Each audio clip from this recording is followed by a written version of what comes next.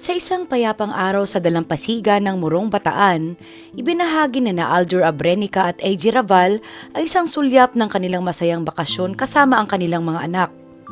Hindi ito marangyang paglalakbay kundi isang simpleng pagtakas mula sa ingay ng araw-araw na buhay sa isang sandali ng pahinga, pagmamahalan at tunay na kaligayahan para sa buong pamilya.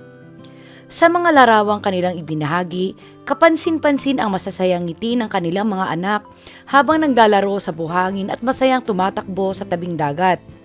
Kasama sina Aljur at AJ, tila walang iniintinding problema ang mga bata habang naliligo sa malinaw na tubig at nag-i-enjoy sa init ng araw. Makikita ang pagiging hands-on na magulang ng dalawa, laging nakabantay at kasabay sa bawat tawa at saya ng kanilang mga anak. Hindi rin nawala ang iba't ibang aktibidad na lalo pang nagpatibay ng kanilang samahan bilang pamilya. Mula sa island hopping na puno ng saya at pagtuklas hanggang sa pakikipag-ugnayan sa mga hayop na labis na ikinatuwa ng kanilang mga anak. Mayroon ding mga sandaling tahimik ngunit makahulugan, tulad ng pagpipinta kung saan sabay-sabay silang nagiging malikhain at nagkakaroon ng bonding na hindi matutumbasan. Sa kabila ng kanilang mga abalang schedule, pinili ni Aljur at AJ na ilaan ang kanilang oras sa kanilang mga anak. Para sa kanila, ang tunay na yaman ay hindi nasusukat sa material na bagay, kundi sa mga alaala at karanasang pinagsasaluhan ng pamilya.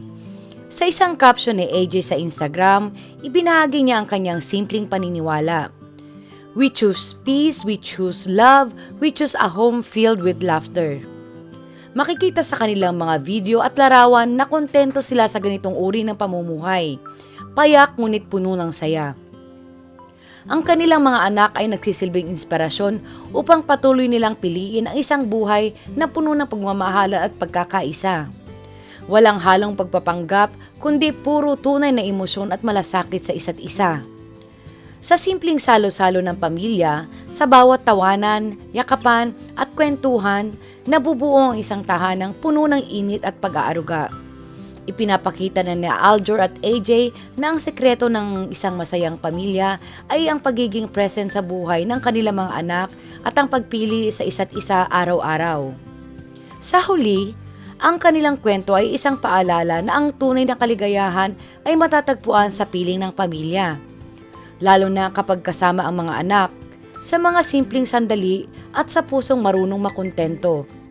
Isang masaya, buo at simpleng pamilya, ito ang tunay na yaman ng buhay.